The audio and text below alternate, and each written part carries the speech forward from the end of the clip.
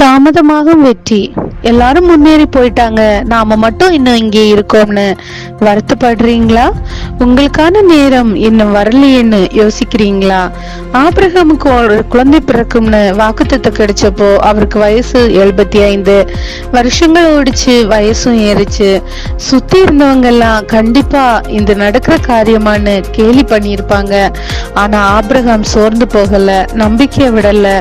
தேவன் சொன்ன வார்த்தையை உறுதியா பிடிச்சுக்கிட்டு 25 வருஷம் பொறுமையா காத்துக்கிட்டு இருந்தாங்க. ஆச்சரியம், அவருக்கு 100 வயசானப்போ ஈசாக்கு பிறந்தான். அந்த ஒரு வெற்றி அத்தனை வருஷ காத்திருப்புக்கும் பலனா கிடைச்சது. அவர் ஒரு பெரிய சந்ததியின் தகப்பனானார். நண்பர்களே, தாமதமா கிடைக்கிறது தப்பா போகாது. தேவன் உங்களுக்குன்னு ஒரு நேரத்தை வச்சிருக்காரு. அது வரைக்கும் பொறுமையா இருங்க. உங்க வெற்றி மற்றவங்களை ஆச்சரியப்பட வைக்கும். ஆமென்.